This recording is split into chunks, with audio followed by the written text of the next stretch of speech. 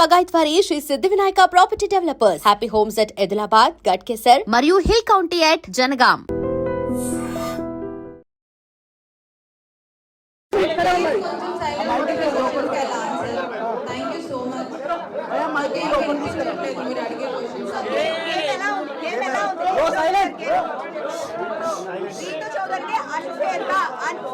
తీసేశారు అంటున్నారు, ఏమంటారు?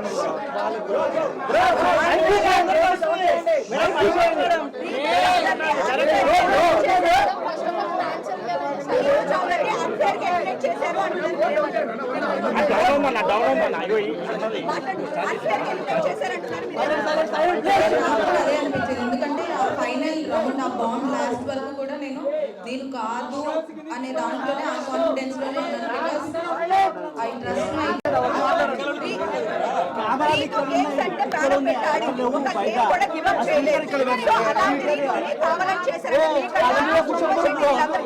పెద్దగా ఆడలేదు కదా. సో మీరు రావడానికి మీరేమనుకున్నారు? తెలీదు నాకు రీజన్ ఏమై ఉంటుంది అని. వెరీ కాన్ఫిడెంట్ ఇన్ అంత కష్టపడ్డారు కావాలని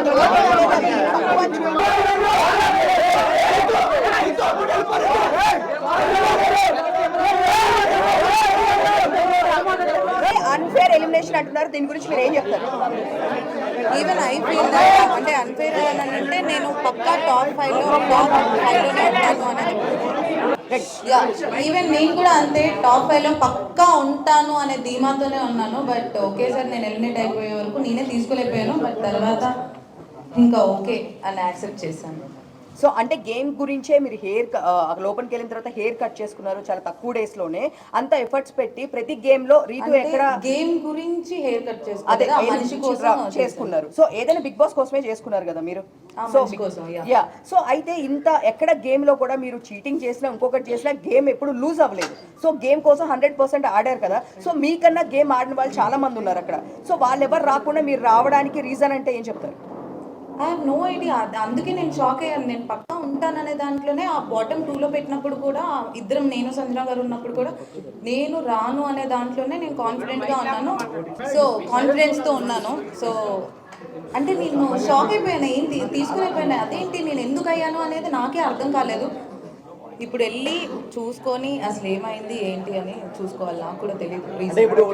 అందరికీ ఒక టాక్ వస్తుంది, డిమాండ్ పోకి మీకు మధ్య ఏమి రిలేషన్ లోపల నడిచింది?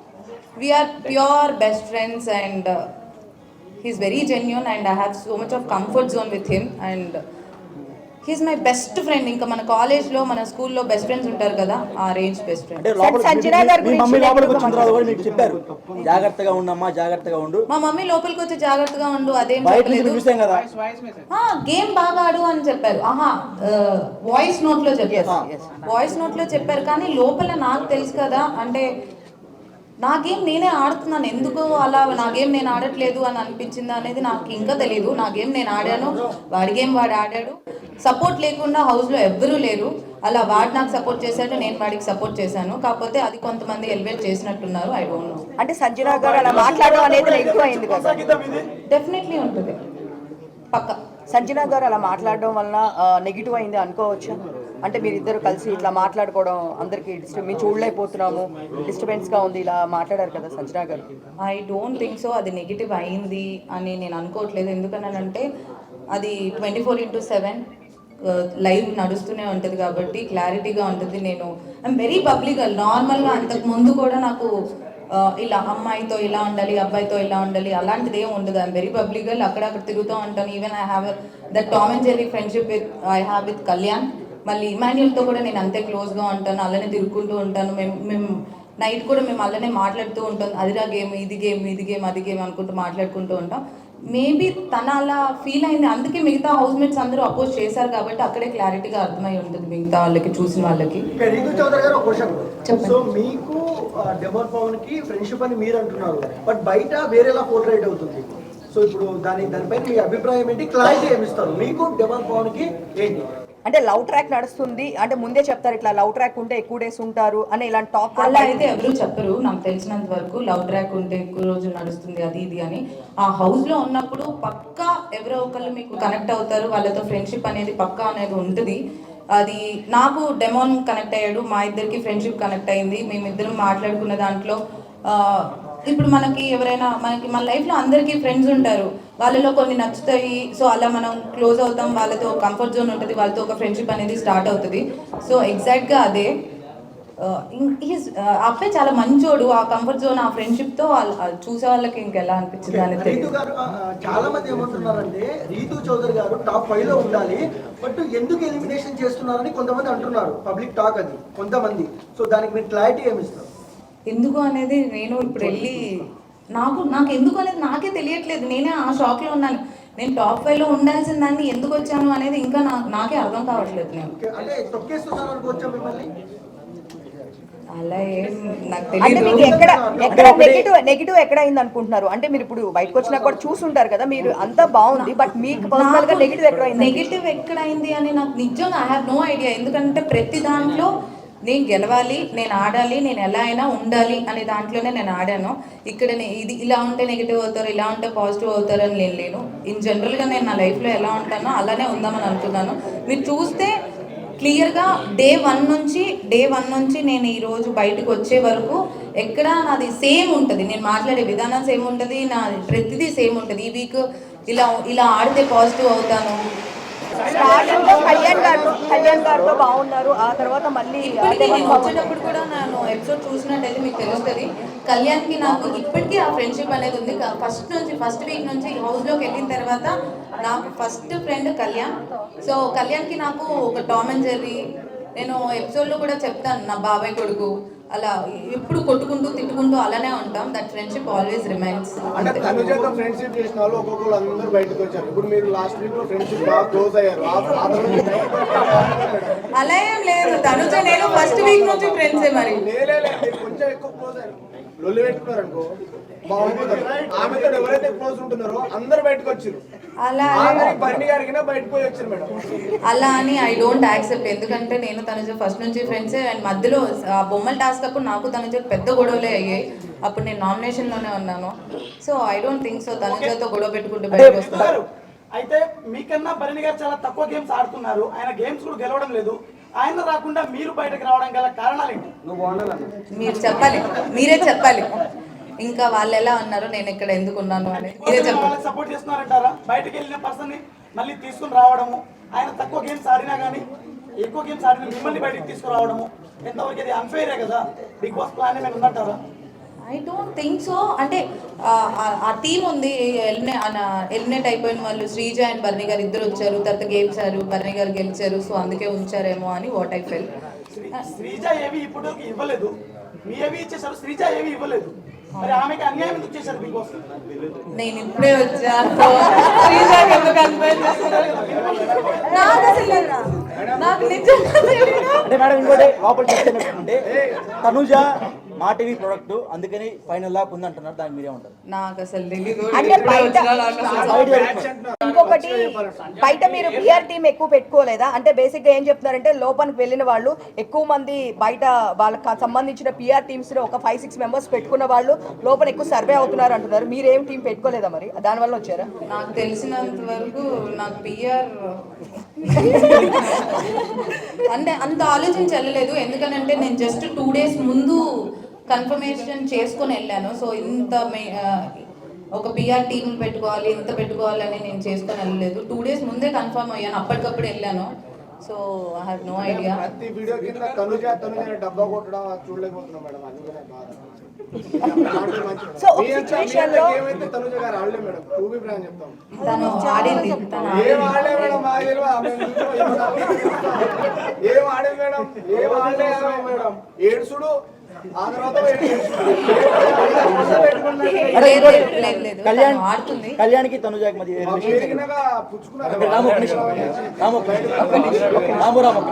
కళ్యాణ్కి తనుజాకి మధ్య రిలేషన్ ఉంది. అంటే మీరు లోపల నుండి చూసారు కదా దగ్గరుండి, వాట్ ఈజ్ వాట్? ఇప్పుడు మీరు నేను దగ్గర నుంచి చూసాను, మీరు ఎలా అయితే అనుకున్నారో అది ఫ్రెండ్షిప్ ఏనా లేకపోతే ఇంకేంటి అని మీరు ఎలా అడిగారో లైవ్ లో మీరు కూడా చూసారు. సో క్లియర్ గా కనిపిస్తుంది కదా ఫ్రెండ్షిప్.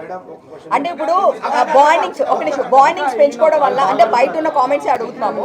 ఇప్పుడు తనుజ డాడీ డాడీ అని చెప్పి బర్నీ గారిని పిలవడం, బయట కూడా నిజంగా వాళ్ళ అమ్మాయి కూడా అన్నిసార్లు పిలవదు అని చెప్పేసి కింద కామెంట్స్ పెడుతున్నారు. సో ఇలాంటి బాండింగ్స్ ఎక్కువ పెట్టుకున్న వాళ్ళ లోపల సర్వే అవుతున్నారా? దానివల్ల మీరు బయటకు వచ్చారండి. బాండింగ్స్ పెట్టుకోవడం వల్ల సర్వైవ్ అవుతున్నారు అని అంటే నాకు బాండింగ్ ఉంది, నాకు ఫ్రెండ్స్ ఉన్నారు. సో అలా ఏం కాదు, ఎవరి గేమ్ వాళ్ళు కష్టపడి ఆడుతున్నారు కాబట్టి ఉన్నారు అని ఐ ఫీల్. నేను ఎందుకు వచ్చాను అనేది నాకే తల. ఇంకోటి మీ మమ్మీ గారు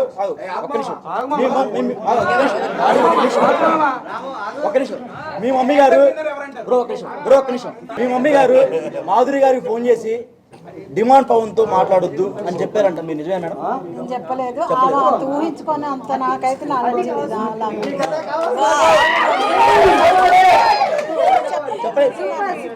అంటే ఆమె అబద్ధం చెప్పారంటారా? ఆమె ఏ క్రష్ తో పోయిందో చెప్పారంటారా? నాకైతే అలాంటి ఏం లేదు.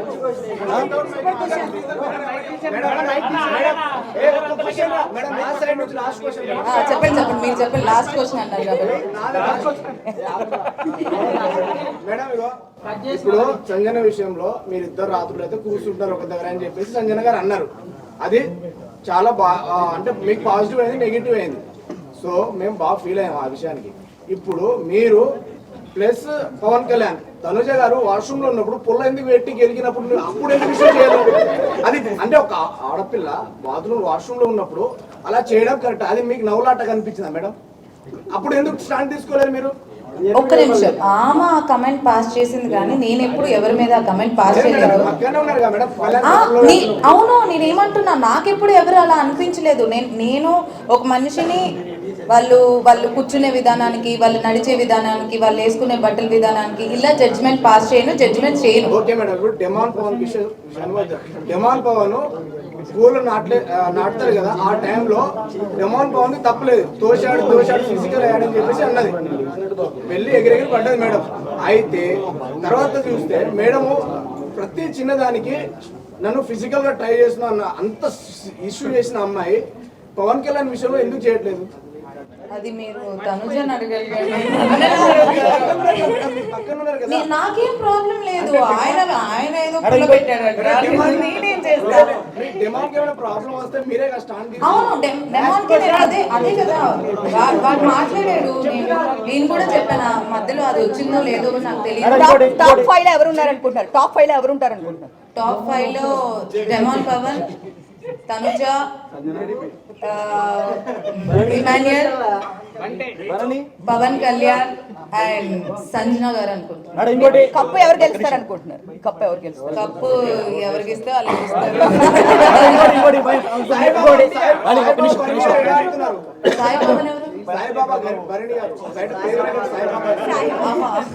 బర్నీ గారు ఎలా ఆడుతున్నారో మీరే చూడాలి, నాకు తెలీదు.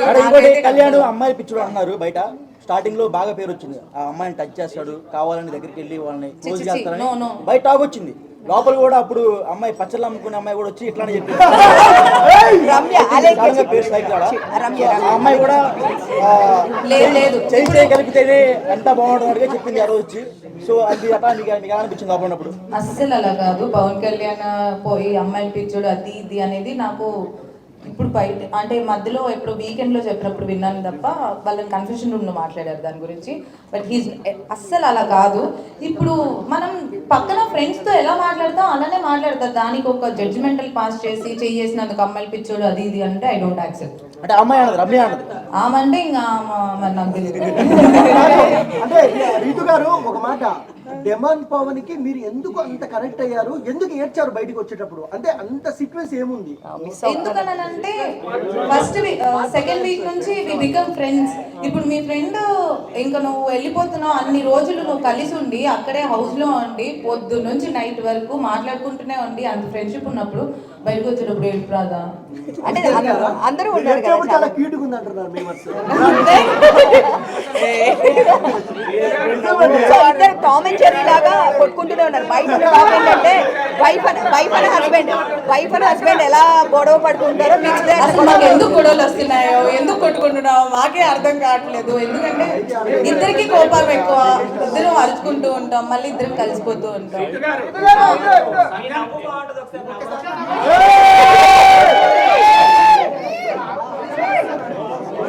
లోపల గేమ్ పరంగా ఎవరు వీక్ ఆడుతున్నారు గేమ్ పరంగా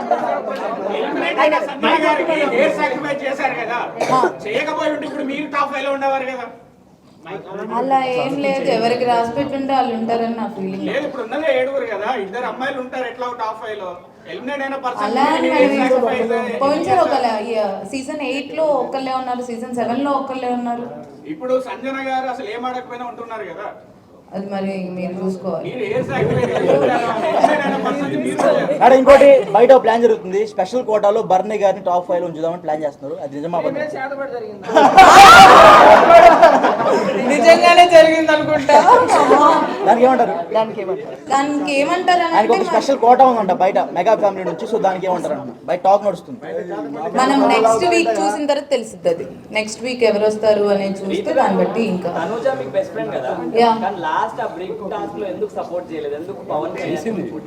చేసింది. సెకండ్ రౌండ్ చేసింది. ఫస్ట్ రౌండ్ లో కళ్యాణ్ ఉండే వరకు ఇప్పుడు నాకు హౌస్ లో నా ఫస్ట్ ప్రియారిటీ డెమోన్ పవన్ అయినప్పుడు మరి తన ఫస్ట్ ప్రియారిటీ కళ్యాణ్. సో ఇద్దరు గేమ్ లో ఉన్నప్పుడు కొంచెం కష్టం అవుతుంది. బాండింగ్ అని అంటే అదే చెప్తున్నాను కదా, హౌస్ లో నాకు ఒక్కడే ఒకటి సపోర్ట్ చేస్తాడు, అది పవన్ అని క్లియర్ గా నేను అక్కడ కూడా చెప్పాను. మిగతా వాళ్ళందరితో నేను ఫన్ చేసుకుంటూ ఉంటాను. కానీ ఇక్కడ ఏమైపోయిందంటే నాకు ఒక్కరికే సపోర్ట్ ఉంది, నాకు ఒక్కదానికే బాండింగ్ ఉంది అన్నట్టు చూసారనుకుంటా. బట్ ఎవ్రీబడి అందరికి నాకంటే ఎక్కువ సపోర్ట్ ఉంది. సో బయట ఇమాన్యుయల్ మీరు ఇద్దరు బయట జబర్దస్త్ చేశాడు, మీ ఇద్దరికి మంచి ర్యాప్ ఉంది, కానీ లోపల ఎందుకు అంత కరెక్ట్ అయినట్టు అనిపించలేదు? ఇమాన్యుయల్ నేను లోపల కూడా ఫ్రెండ్సే, లోపల కూడా అంతే ఉన్నాం. బయట ఎంత ఫ్రెండ్షిప్ ఉందో లోపల కూడా అంతే ఫ్రెండ్షిప్ ఉంది.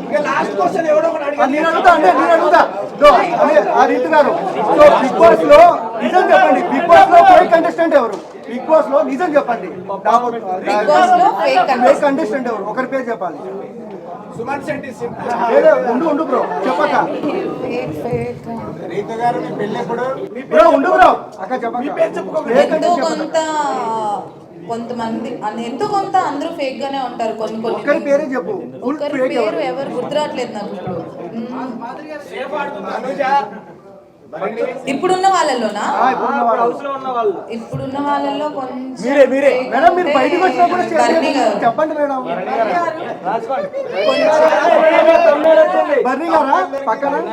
కొంచెం ఫేక్ అని అంటే ఐ ఫీల్ బర్నీ గారు. బెస్ట్ కంటెంట్ ఎవరు? బెస్ట్ కంటెంట్ ఇచ్చేది ఎవరు? మంచి వాళ్ళు ఎవరు? బెస్ట్ కంటెంట్ ఇచ్చేది అని అంటే నేను ఎపిసోడ్ చూస్తే తెలుస్తుంది. బట్ మీరు చెప్పమంటారా? డిమాండ్ పవన్ రితు చౌదరి. బ్రో మీరు ఆడ కూర్చొని ఇంటర్వ్యూ బ్రో, మీరు చెప్పండి మేడం. బెస్ట్ కంటెంట్ ఇచ్చేది best content I think Tanuja. 5 లక్షలు ఇచ్చిందా మేడం మీకు? అవును బయటికి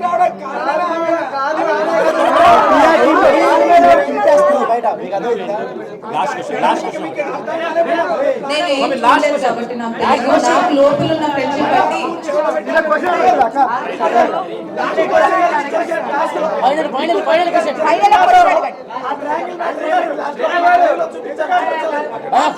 అది ఆయన ట్రయాంగిల్ ని రెక్టాంగిల్ అని గేమ్ అయిపోయిన తర్వాత నేను ఆ రింగ్ తీసుకున్నాను. గేమ్ అయిపోక ముందు కాదు. అందుకే బర్నీ గారు ఎన్నిసార్లు చెప్పినా ఇంకా నా వల్ల కాదు పోయి యోగా చేసుకున్నాను.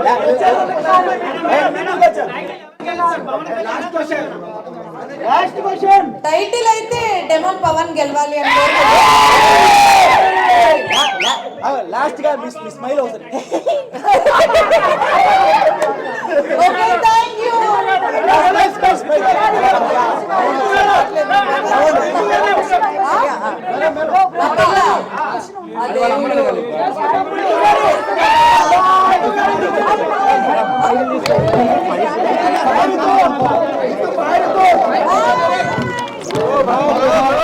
And for more videos, please subscribe to iDream. Please subscribe to iDream. Please subscribe iDream. And please subscribe to iDream.